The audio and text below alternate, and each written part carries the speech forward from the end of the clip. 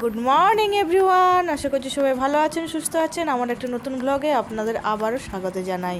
আজকে সোমবার, আজ ভোরবেলা থেকে বৃষ্টি পড়ছে, এখন একটু ছাড়িয়েছে। আর সকাল থেকে শুরু হয়েছে কিন্তু অনেক বেশি কাজ। দেখুন মেঘের অবস্থা কীরকম মেঘলা, প্রচুর বৃষ্টি পড়ছে। যেহেতু খোলামেলা জায়গা, খোলামেলা উঠান, তাই চারিদিকে না বৃষ্টি পড়ে খুব শ্যাওলা জমে গেছে।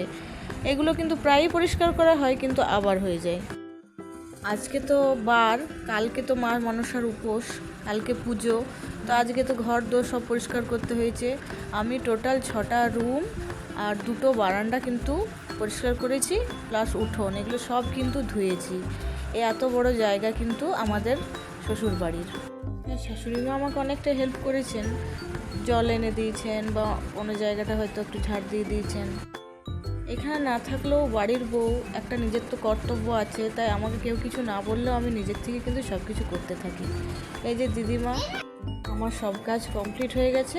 এবার দিদিমাকে সঙ্গে নিয়ে আমরা স্নান করতে যাব।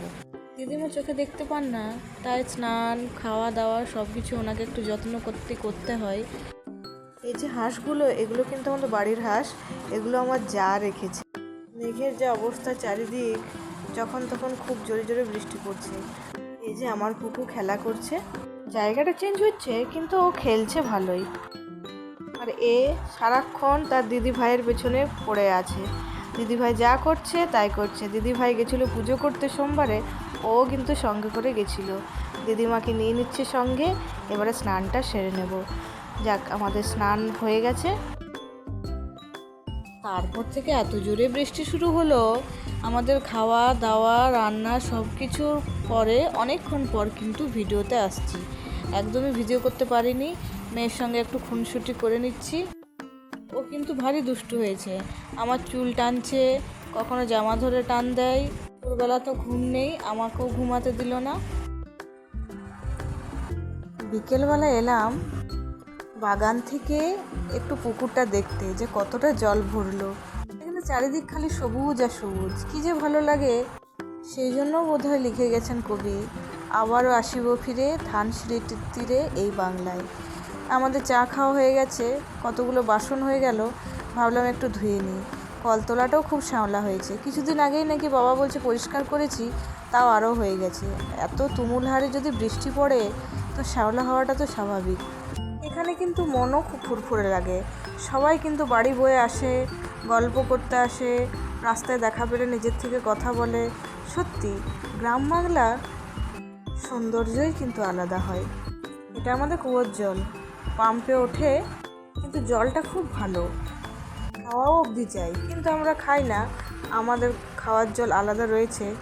এই যে পুরো ফ্রেশ হয়ে গেলাম, ঝাড়ু টাড়ু সব কিছু কমপ্লিট। এখানে জায়গা যেহেতু অনেকটা জুড়ে, তাই কাজটাও একটু বেশি হয়। আমার বর ডিউটি করে চলে এসছে, হ্যাঁ ও আজকে ডিউটি গেছিল। একটু সেজে গুজে নিলাম, কারণ শ্বশুরবাড়ি এসেছি, আর এরকম কি থাকা যায়। রাত্রে রুটি বানিয়ে নেব, তাই আটাটা মেখে নিচ্ছি।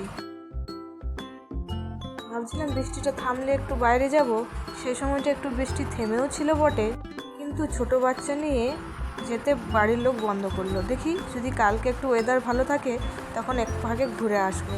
এখানে আমি 25টা মতো রুটি বানিয়েছি, তাও জায়ের ছেলে আর যা নেই, আর একটু বেশি হয়। আমার বর চলে গেছিলো একটু বাজারে, বাজার মানে মোড়ে। গ্রাম যেখানে শুরু হচ্ছে সে জায়গাটাকে মোড় বলে, সেখানে এরকম একটু বাজার হাট আছে। আর চলে গেছিলো আমার বাবার দোকানে। এই দোকান ঘরগুলো আমাদের রিসেন্ট বানা হয়েছে ভাড়া দেওয়ার জন্য, আর তারই এক কোনায় আমার বাবাও দোকান শুরু করেছে। এই যে রোডটা দেখছেন, এটা কিন্তু রাঁচি পুরুলিয়ার মেন রোড, আর এর পাশেই তৈরি হয়েছে দোকানগুলো। আমাদেরও ভবিষ্যতে যদি কখনো ঘর বাড়ি বানাই, তো এখানে বানানোর ইচ্ছে আছে। আর ন্যায্য মূল্যে দোকানগুলো কেউ ভাড়া নিতে চাইলে অবশ্যই আমাদের সঙ্গে কিন্তু যোগাযোগ করবেন।